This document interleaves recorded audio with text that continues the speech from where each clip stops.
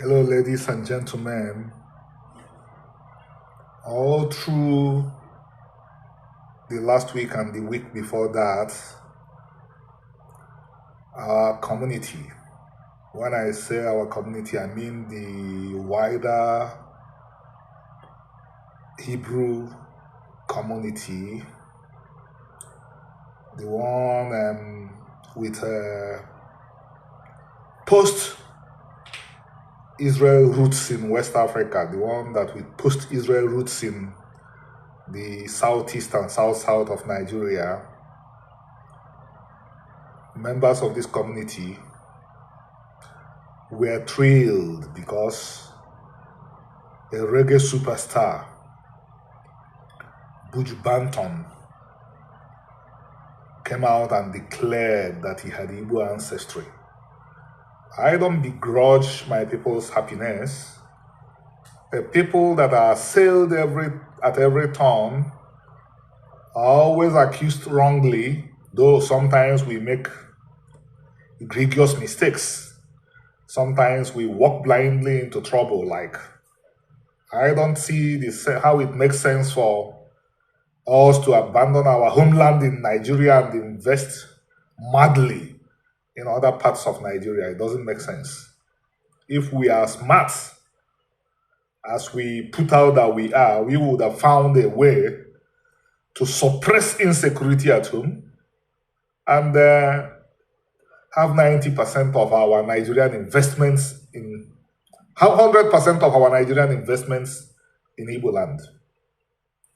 But this will take quite some time to accomplish. So while we continue to re-educate the people, we will understand if every now and then they become happy because somebody like Buju Banton was proud of his Igbo roots.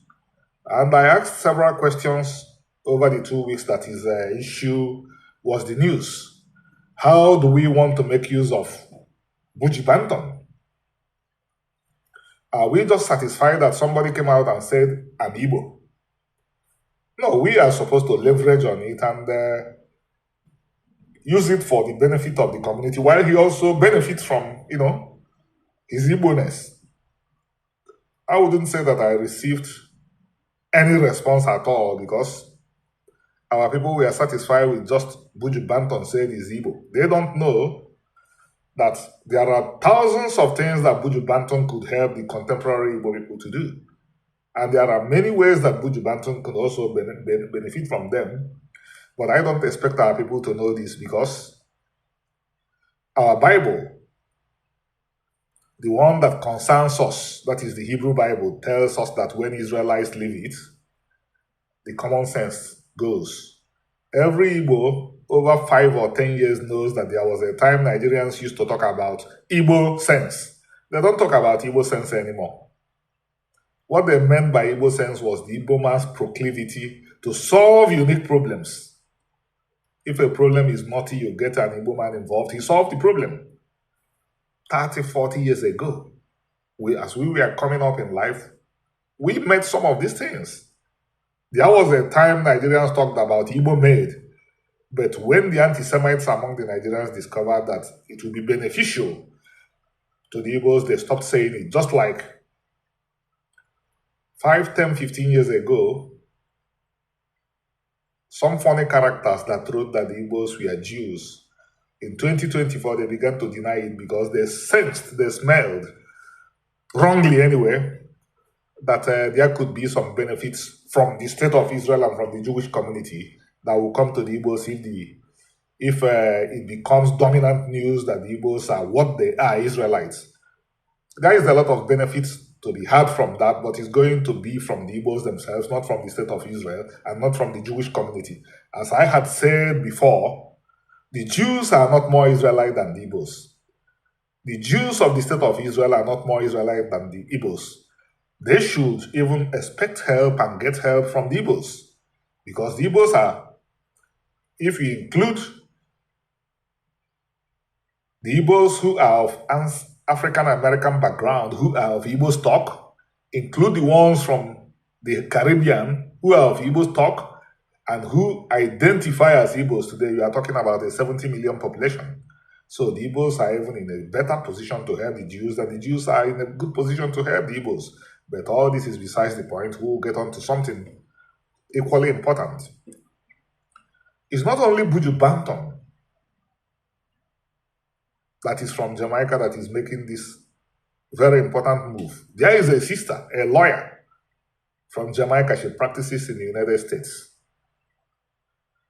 As far as I know, she will do everything for the good of the Igbos, and she will do everything for the good of the state of Israel and for the Jews.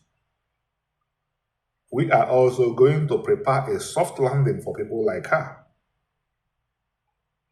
We are also going to draw up programs that they could participate and benefit from. We have some differences over religion now, while I'm trying to let her know that she is the Messiah. She thinks that there is a Messiah outside herself. And that's still a sticking point between our two beliefs. My belief is anchored on the truth found throughout the Hebrew Bible that the only Savior is Chukwu. That's the God of Israel. In Pidgin English, he will be referred to as Jehovah.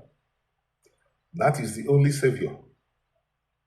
But she thinks that there is somebody else who is the Messiah. And I did not find that in Hebrew sources. But besides this, we agreed on every other thing. I will make this stand very clear again. The idea that anybody could save, anybody beside Chukwu can save, does not exist in Israel, did not exist in Israel. The Igbos have a name called Chukwu Nazo. God saves. God. And the Igbos did not think that God is 3 in 1 or 4 in 1 or 100 in 1. The Igbos believed that God is one. That's what Omenana offers us, and that's what the Hebrew scriptures offer us. But nevertheless, this sister is back to her people, working with us, and we will continue to have discussions around the theologies until she comes to believe that she is acting for God, that Messiah that she is looking for. All human beings are equal before the Almighty God. But if one person is elevated over the others, that's already a departure from the traditions of Israel, which produced a people that said, would God that all Israel become prophets? I know you will be interested in this story. Sometimes it makes me mellow. Moses had assembled all the elders of Israel, had conversation with them, and at a point he dismissed the Obako. And everybody went back to their own dwellings in the desert. Remember how this happened in the desert? But 4 elders did not leave. They went into prophetic mode. They began to prophesy. And the young man who was the personal assistant of Moses, Joshua, ran up to him and said, "My master, see what's happening. They are prophesying." Because young man thought that only Moses would be a prophet. I don't even know why my sister thinks that if Israel needed a unique Messiah, that it would not be Moses. My sister and my learned colleague, lawyer, if there was going to be anybody that came out of the womb of a woman, out of the body of a man, that would be unique, that would have been Moses. So, this man, Moshe, responded to Joshua, "Would God that all Israel become prophets, including the women, the children? Let everybody become a prophet, so that nobody will be in a position to turn the other one into a self." And for people like us that have invested all our lives studying the traditions of Israel, I just listened to Ogazi Mora Igbo Neku Ogazi Mora, where he was talking about Igbo democracy. Where he was doing what? Talking about Igbo democracy. The state of Israel is not the only democracy in the Levant by accident. It is the only democracy in the Levant, just like the Igbos are of the major ethnic groups. The Igbos are the only democratic one in Nigeria.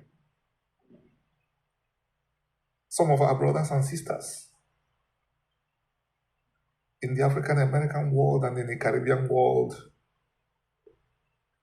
who are yet to get the history right talk about the Yorubas being Israelites, and virtually every other African group being Israelites. No, these groups are not inferior to us. They have good traditions, good religions, good cultures, but they are not Israelites. On this note, I tell you to have a beautiful week. Thank you.